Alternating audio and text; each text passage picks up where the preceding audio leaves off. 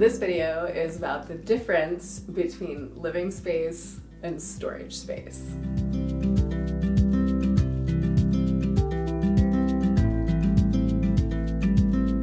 Living space is the space in which you live. It's the space in which you perform the tasks and actions of your life.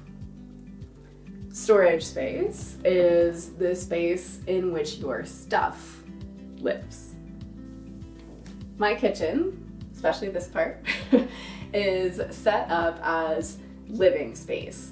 It's where I do the tasks of cooking and heating up meals.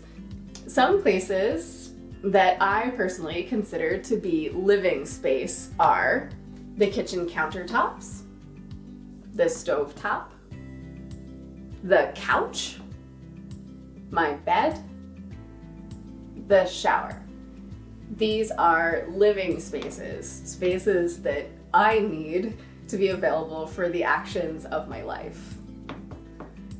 Some examples of storage space, spaces where my stuff lives, would include the kitchen cabinets, the bathroom cabinets, bookshelves, the fridge. That's a storage space for cold food.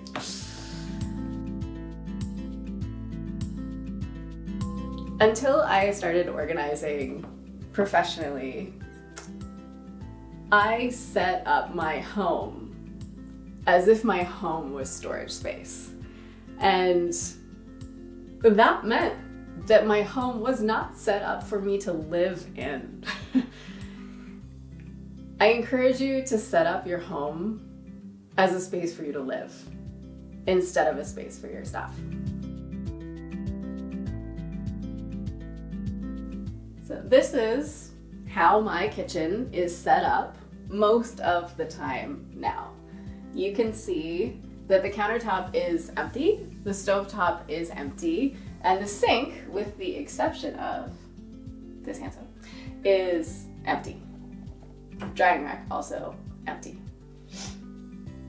This is set up as living space. I could walk in at a moment's notice and prepare a meal and clean it up without any obstacles in my path. This is set up to make it as easy for me to go through the actions of my life as possible.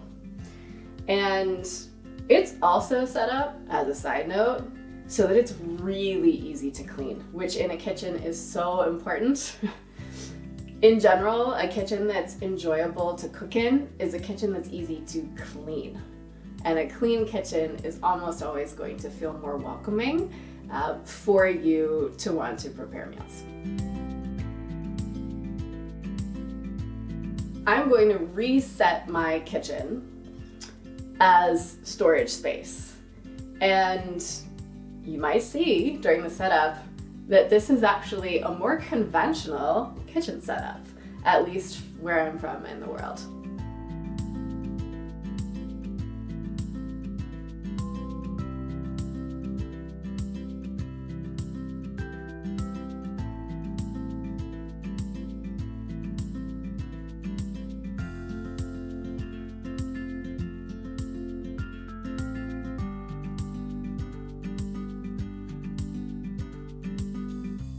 So I have now reset my kitchen from living space, the first setup, to storage space. And specifically, I've reset my kitchen counter to be storage space versus living space. Lots of parts of the kitchen are actually storage to begin with. This setup is actually a much more conventional kitchen setup than my normal one. And it's very common for homes to have the kitchen set up as storage space. And we can go through the parts and see what's here, and a lot of it might seem very familiar. Utensils for cooking, basic oil and spices for cooking, cutting boards. Very common thing to have out by the stove, seems very logical for cooking. Coffee setup, coffee making setup, and coffee. Microwave. I actually don't have a microwave, so full disclosure, this is a mini oven. Stand mixer, KitchenAid. Knife strip on the wall. This would actually maybe be a little tidier and less on the counter to have the knives on the wall. Water pitcher, produce, bread. And I know for me, as someone who's used to considering the countertop to be living space instead of storage space, I am immediately overwhelmed when I set up my kitchen this way.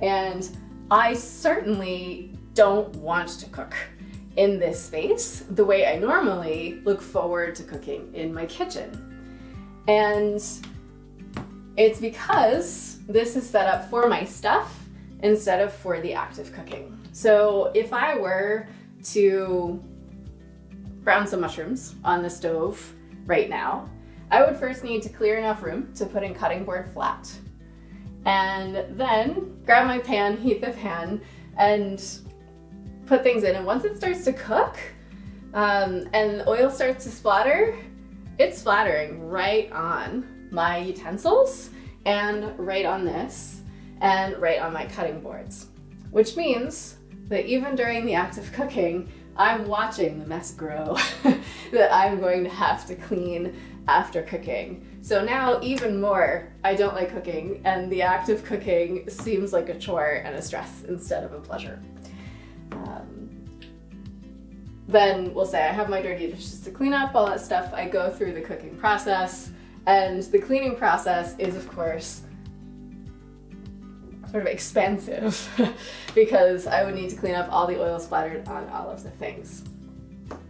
This is one of many reasons that storage space is so important, and one of the values of storage space. If I was using the counter as living space and I was keeping my items in the storage space, these items would be behind a cabinet door.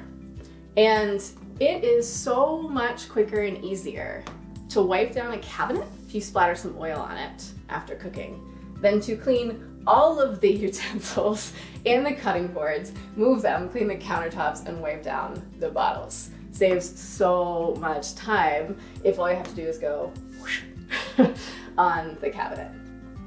So I do still own and use all of these items, but I keep them in storage space.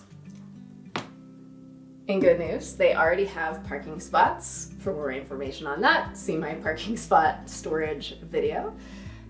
So let's see how quickly I can reset my kitchen back to living space, because that's the system I've built in when I initially set up the kitchen.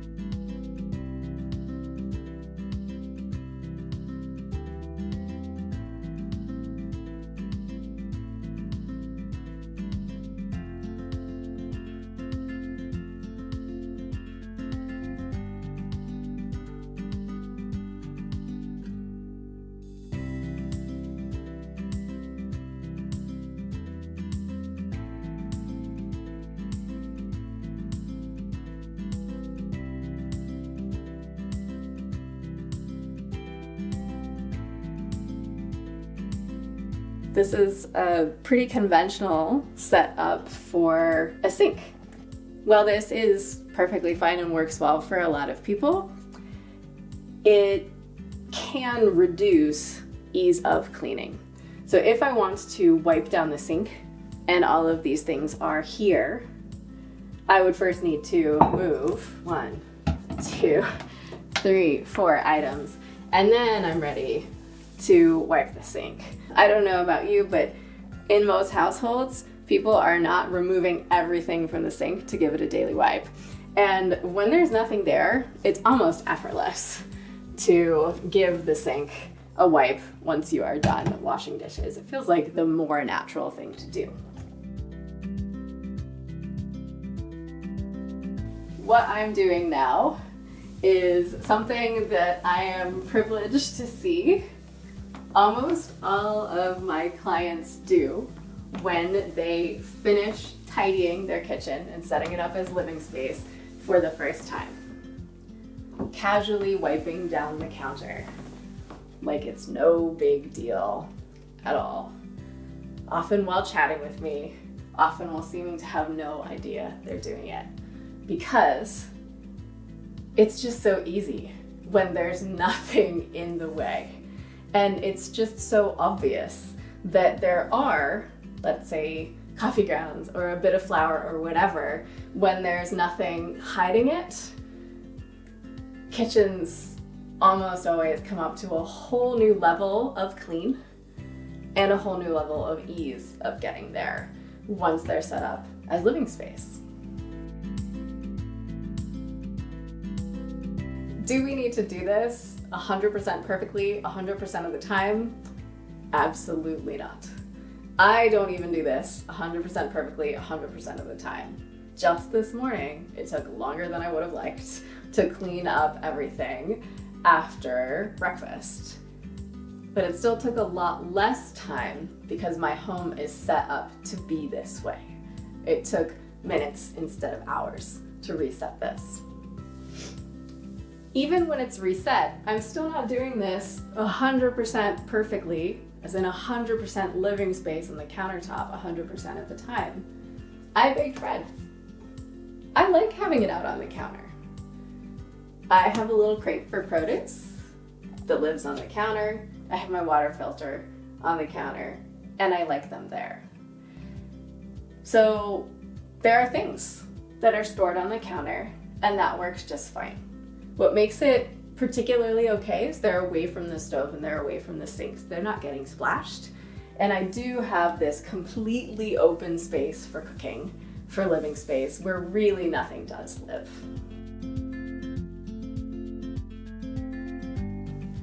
So the important thing is not doing this 100% perfectly 100% of the time. It's setting it up enough that your home feels like the place where you live instead of the place where your stuff lives. And so that the things that you want to be doing with your life are supported by your home. They're as easy as possible. Setting up your home with living space and setting up your home to prioritize living space is a big project. It is much bigger than I could possibly cover in this one video. And understanding the concept is a great first step. If you feel ready to go ahead and implement that concept in your own home, I'm happy for you. If you are going to need more help than just this concept video, please reach out. This is what I do. I will also link some of my favorite resources below for learning more.